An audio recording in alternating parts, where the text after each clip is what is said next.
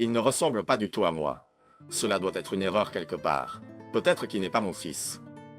Pierre a dit que, tout en favorisant ouvertement son fils beau et intelligent par rapport à sa fille, Crystal. Il m'a dit que notre fille devrait trouver un emploi dès qu'elle aura terminé le collège. Et se débarrasser des choses que nous avons achetées pour elle au lycée. Je ne pouvais plus le supporter. J'ai fait mes valises et je suis partie, emmenant les 2 enfants avec moi. Je m'appelle Misty. Je suis une mère au foyer moyenne de 35 ans, vivant avec mon mari, mon fils et ma fille. Mon fils Jean a toujours été beau, depuis qu'il était enfant, si bien que les gens l'ont souvent confondu avec une fille. Mes amis disaient souvent, vous devriez faire entrer Jean dans le théâtre. Le mannequinat. Il est aussi incroyablement intelligent, gentil et mature. À l'âge de 3 ans, il conversait déjà comme un adulte. D'un autre côté, ma plus jeune fille Crystal est certainement la fille la plus mignonne du monde à mes yeux de parents. Cependant, son apparence était loin de ce qui est communément appelé jolie. Elle est un peu enrobée, avec des cheveux frisés et un visage rond. Elle n'est pas sportive et elle parle lentement. Mais pour moi, c'est la petite fille la plus adorable du monde. Cependant, il y a quelqu'un qui ne pense pas grand bien d'une telle fille. Alain, en revanche, favorise clairement Jean. Quand il rentre du travail, il ne s'occupe que de Jean. Si Crystal essaie de se joindre à nous, il lui dit qu'elle est flippante et trop collante. Chaque fois que cela se produit, Jean suggère « Jouons tous ensemble ». Mais Alain le rejette en disant « Ne joue pas avec Crystal, tu vas attraper sa stupidité ». Jean s'assoit mal à l'aise sur les genoux de son père. Il est intelligent. Il comprend ce qui se passe. Même ma belle-mère, Françoise, dort Jean et maltraite Crystal. La famille d'Alain possède un magasin. Son père est décédé, alors Alain est censé reprendre l'entreprise. C'est pourquoi nous allons chez mes beaux-parents 1 fois par semaine. Tous les fois où nous rendons visite à Françoise, Alain grimace et dit « Oh, tu as ramené Misty et Crystal à nouveau? Tu aurais pu juste amener Alain et Jean. » Elle dit que nous n'avons pas besoin de venir, mais si nous ne allons pas, elle fait des commentaires sarcastiques au téléphone, me traitant comme une domestique. Je n'ai pas envie d'aller chez mes beaux-parents, mais Alain m'y traîne pour m'aider dans les tâches ménagères, alors je n'ai pas le choix. Ce jour-là, Françoise a décidé d'emmener Jean et Crystal dans un grand parc local. Le soir, Françoise est revenue à la maison, portant Jean fatigué sur son dos. Oh, il devient lourd, Jean grandit. Elle a commenté avec entrain. Mais il n'y avait aucun signe de Crystal. Jacqueline, où est Crystal? Avec son aucun synthétis et pneumapeur. Je ne sais pas. Les 2 avaient l'air fatigués, mais je ne pouvais pas les porter tous les 2, alors je leur ai dit à tous les 2 de rentrer seuls à la maison. Je n'en croyais pas ce que je venais d'entendre. Un frisson a couru dans mon dos. Je me suis précipitée hors de la porte d'entrée et j'ai couru vers le parc, roulant sur moi-même dans la panique. Qui aurait laissé un si petit enfant seul? J'ai prié qu'elle aille bien en déboulant dans le parc. Maman, Le moment où j'ai entendu ce cri, Crystal a sauté dans mes bras. J'ai senti la tension s'écouler de moi. Vous êtes sa mère, n'est-ce pas? Le personnel du parc l'a trouvée en train de pleurer seule et nous a appelés. Vous ne devriez pas laisser un petit enfant sans surveillance. L'officier m'a fait des remontrances, mais il a ensuite tapoté la tête de Crystal en disant « C'est bien que ta mère soit venue te chercher. » J'ai incliné la tête devant l'officier plusieurs fois et je tenais fermement la main de Crystal alors que nous rentrions à la maison. Crystal était somnolente. Grand-mère m'a dit que je pouvais faire une sieste, alors je me suis assoupi sur un banc du parc. Quand je me suis réveillé, personne n'était là, et j'ai pleuré. Es-tu fâché? Je ne suis pas fâché. Je suis désolé de t'avoir fait peur. Je ne pouvais pas m'empêcher d'enlacer Crystal, qui lisait attentivement mon expression. En rentrant chez mes beaux-parents, Françoise et Alain ont poussé un soupir de soulagement à la vue de Crystal. Elle est donc retrouvée. Ah, Furieux, j'ai hurlé sur André. Tu t'en soucies même ce qui arrive à ton propre enfant. je m'en fiche de ce qui lui arrive. Elle est moche et pas intelligente. Elle ne me ressemble pas du tout. Tu l'as probablement eue avec un autre homme et tu me fais l'élever. Mais ça ne va pas arriver. Ça aurait été bien si elle n'avait pas été trouvée. Qui sait d'où elle vient? Je n'ai jamais trompé. Crystal est absolument ton enfant. As-tu des preuves de ma tromperie? À cette époque, Jacqueline s'est également jointe à la conversation. J'ai protesté, mais tout ce qu'ils ont fait, c'est se moquer de moi. À partir de ce moment, ma fille et moi n'avons plus jamais mis les pieds dans la maison de mes beaux-parents. Peu importe les remontrances d'André, peu importe les commentaires sarcastiques de Jacqueline au téléphone, je l'ai tout supporté pour protéger Crystal. Grand-mère serait fâchée si je restais aussi. Je vais bien y aller seul. Vous et Crystal n'avez pas à vous inquiéter. C'est ce que Jean avait dit en caressant doucement la tête de Crystal. Bien que je me sentais coupable envers Jean, nous sommes restés à la maison. Jean est vraiment un enfant au grand cœur. J'ai pensé à divorcer de nombreuses fois, mais sans aucune qualification et étant juste une femme au foyer, je ne pouvais pas imaginer subvenir aux besoins de Jean et Crystal tous les deux par mois. Même, alors je n'avais pas d'autre choix que d'endurer. Une décennie s'était écoulée depuis que Crystal et moi avions effectivement coupé les ponts avec mes beaux-parents. Jean était devenu un adulte actif et Crystal allait commencer le lycée. Avec un nouveau sac à dos et des manuels scolaires pour le lycée, Crystal attendait avec impatience ce nouveau chapitre de sa vie. André traitait toujours Crystal mal, mais nous avions tous deux décidé de l'ignorer. Tant que Jean et maman sont de mon côté, c'est tout ce qui compte. Crystal disait toujours ça, ce qui me faisait toujours mal au cœur. Néanmoins, voir Crystal enthousiaste à propos de sa nouvelle vie me rendait heureuse aussi. Mais ensuite, le désastre s'est abattu. Et puis, j'ai vu les nouveaux fournitures scolaires de Crystal et je suis devenu fou. Je les ai déchirées et j'ai déchiré son sac à dos, les projetant dans la courbeuse imbibée de jours de pluie. Ensuite, j'ai appelé mes beaux-parents. De quoi s'agit-il? Vous prévoyez d'aller au lycée. Nous vous avons élevé jusque-là et vous n'êtes même pas notre vrai enfant. Quittez l'école et commencez à travailler. Remboursez-nous tous ceux que nous avons dépensés. Jetez tout ça, maintenant. Cela tout de suite. Françoise est arrivée presque immédiatement. Elle a dit, clairement amusée.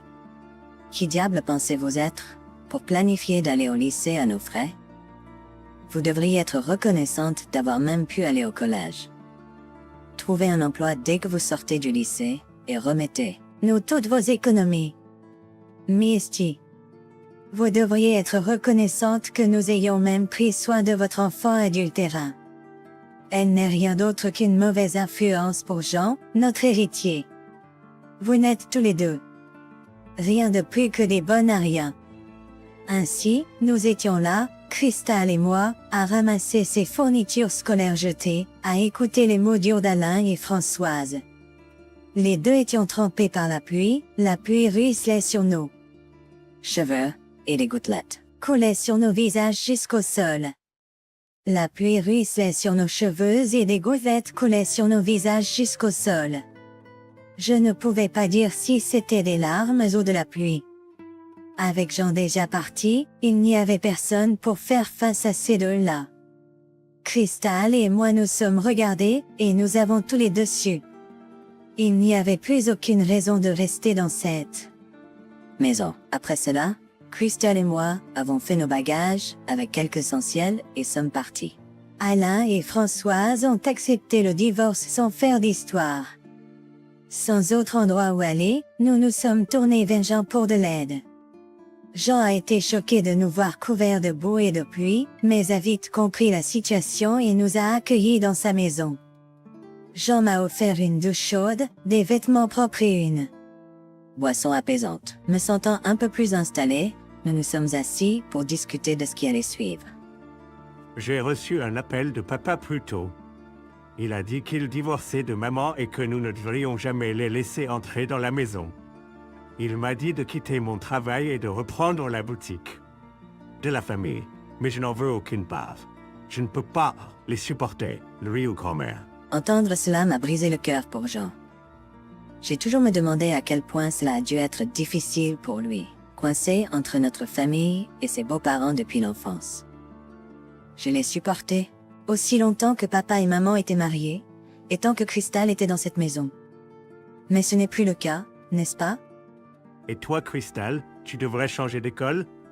Je suis transféré dans un autre état. Nous pouvons tous déménager là-bas et garder cela secret pour papa et grand-mère. J'espère que leur magasin fera faillite. À l'écoute de la proposition enthousiaste de Guillaume, Crystal s'écrie « Je suis définitivement partante ». J'ai toujours fait confiance à Guillaume, ce qui m'a fait me sentir coupable. Mais j'ai décidé d'embarquer car cela semblait être la meilleure option. Tout s'est ensuite déroulé sans accroc. Quelques semaines plus tard, nous nous installions déjà dans notre nouvelle vie dans un nouvel endroit. Ce que ne savent pas Alain et Françoise, c'est que Crystal est en réalité très brillante. Elle a toujours été bonne au test, elle a simplement mûri un peu plus lentement que les autres. Elle a même réussi l'examen d'entrée dans une école secondaire. De premier plan dans notre nouveau lieu de résidence. Crystal et moi avons tous deux changé de numéro de téléphone, rompant ainsi tout contact avec Alain et Françoise. Jean a gardé sa ligne ouverte juste pour garder une ligne de communication minimale et éviter d'être cherché désespérément. 10 ans se sont écoulés depuis lors. Crystal est maintenant adulte, Jean a un bon emploi et nous vivons tous séparément. Aujourd'hui est une occasion rare où nous nous sommes tous réunis pour un repas familial. J'ai décidé de m'habiller un peu pendant que j'attendais les deux. Je me suis habillée un peu pendant que j'attendais. C'est toi, Misty. Oui, c'est Misty. C'était Alain, maintenant chauve et bedonnant, et Françoise, ses cheveux complètement blancs et courbés comme une sorcière des contes de fées. Où avez-vous été pendant 10 ans? Misty? Nous nous sommes inquiétés. Es-tu toujours fâchée à cause de notre affirmation selon laquelle Crystal est le fruit d'une liaison? Reviens. Nous n'avons pas vu Crystal et Jean depuis des années. Où sont mes enfants? Wow, vous avez tous les deux l'air incroyable. Crystal, tu es devenue tellement belle. Je ne t'ai pas reconnue. Je n'aurais jamais imaginé que cette petite Crystal deviendrait aussi belle. J'aurais aimé être là pour le voir. Ignorant la question de Jean, Alain et Françoise ont partagé leurs pensées. Vous voyez, depuis que Crystal a quitté Alain et Françoise, sa vie s'est grandement améliorée. Que ce soit le manque de stress ou son implication active dans les activités du secondaire, elle s'est transformée. Son visage a affiné, et ses yeux, autrefois perdus dans la graisse enfantine, sont devenus plus prononcés. Ses cheveux, qui étaient autrefois indisciplinés, frisés, ont gagné une belle ondulation. Maintenant, Crystal est si adorable qu'elle pourrait se tenir à côté d'une célébrité et ne pas être éclipsée. Eh bien, comme son frère aîné Jean est beau. Crystal doit avoir hérité de ses gènes le potentiel de être belle aussi. Alain se défoula, sa salive volant de sa bouche. Françoise a crié dans sa voix rauque. Malgré la réunion dramatique, je n'ai ressenti aucune émotion. Je les ai observés, étrangement détachés. Maman, Maman, qu'est-ce qui se passe? Je me suis retournée pour voir un jeune homme habillé avec soin et une belle jeune femme vêtue d'une robe mignonne. Alain et Françoise les désignaient, incapables de parler. Else, Jean et Crystal. Oui, mais qu'est-ce que papa et grand-mère font ici? Alain pose sa main sur l'épaule de Crystal. Donc, la famille est à nouveau réunie après 10 ans. Allons dîner. Je n'ai pas d'argent sur moi, mais vous deux pouvez payer, non? Après tout, je vous ai élevé. Elle le gifle vigoureusement. ne me touche pas. C'est dégoûtant. J'ai toujours été dit que j'étais le résultat d'une liaison de ma mère. Je n'ai pas de père, et tu ne m'as pas élevé. Qui es-tu? Ça suffit, j'en dis calmement. Je n'oublierai jamais ce que tu as fait à maman et Crystal. Aujourd'hui est le dernier jour où nous sommes en contact. Ne me dérange plus. Aujourd'hui est le dernier jour, nous sommes en contact. Ne m'importune plus. Anna explose de colère. Nous échangeons des regards et éclatons de rire. Pourquoi voudrions-nous ton pardon? Qu'est-ce qui t'a fait croire que... Je vais me marier bientôt, donc ce fils d'homme d'affaires est hors de question. Je vais démarrer mon propre business, donc il n'y a aucun moyen que je puisse reprendre la boutique familiale. Quel dommage qu'elle fera faillite. Ils rient tous les deux, secouant les épaules. Anna va l'air désespéré. Misty, tu vas revenir, hein? Son regard désespéré est répugnant. Pourquoi y retournerais-je dans cette maison? Qui veut être colocataire là-bas? En plus, je me suis remarié, donc non, je ne peux pas y retourner. Je montre l'anneau étincelant à mon doigt gauche. Toi, tu t'es remarié sans me le dire. Je ne l'accepterai pas. Anna essaie de me retirer l'anneau du doigt. Mais avant que Guillaume ne puisse intervenir, un autre homme s'interpose entre nous. As-tu des affaires avec ma femme? Pas de brutalité, s'il te plaît. Alain se sentait coincé par l'homme imposant. Qu'est-ce que tu fais? Mais Alain a répliqué, essayant de gonfler sa poitrine. Je suis l'époux de Misty. À ma connaissance, toi et Misty avez divorcé il y a une décennie. J'étais l'avocat qui avait facilité la procédure. Un avocat? C'est vrai, je suis tombée amoureuse de Pierre, l'avocat qui m'avait aidé pendant mon divorce il y a 10 ans, et nous avons commencé à sortir ensemble. Quelques années plus tard, nous nous sommes mariés. Écoutez-moi tout. Misty est mon épouse, et Jean et Françoise sont mes enfants. Tu es de trop. Alain a chargé Pierre comme un taureau enragé. Mais Pierre a esquivé habilement. Que? Oh non, je vais. Incapable de s'arrêter, Alain trébucha et roula loin, poussant un petit cri pitoyable. Oh non, Alain. Je vous pardonne tous si vous m'écoutez maintenant. Heureusement, il ne paraissait pas gravement blessé. Mais la chute l'avait certainement secoué.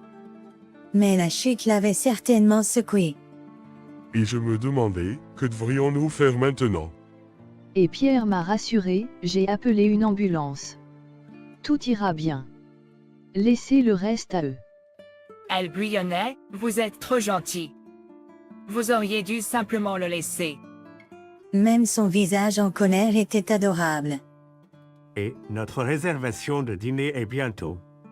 Allons-y ou nous serons en retard, William nous l'a rappelé. Ah oui, aujourd'hui était un dîner spécial en famille. Avec une étreinte rassurante de Pierre, nous sommes partis. Nous pouvions entendre les insultes verbales d'Alain et Françoise derrière nous, mais rien ne nous faisait peur maintenant. Des mois plus tard, nous avons appris qu'Alain avait finalement dû fermer son entreprise en difficulté. Pierre avait obtenu les nouvelles d'un contact immobilier réel. Pendant 10 ans après notre départ, Alain avait réussi à maintenir les choses à flot, étonnamment. Maintenant, Alain accusait une chute de ne pas être capable de travailler, laissant Françoise S. occupée à la fois de la maison et du travail, luttant pour payer les dettes. Entendant cela, je ne pouvais m'empêcher de m'émerveiller de la façon dont le karma fonctionne. Ce qui arrive, revient. Un dimanche après-midi ensoleillé, je m'essayais une robe pour le mariage de Cristal. Cela te va très bien. Je me demande lequel je devrais porter. Pensez que je verrai le jour où j'assisterai au mariage de Cristal en tant que son père. Cela ressemble à un rêve. Pierre a dit, en tenant 2 smokings à la main, souriant timidement.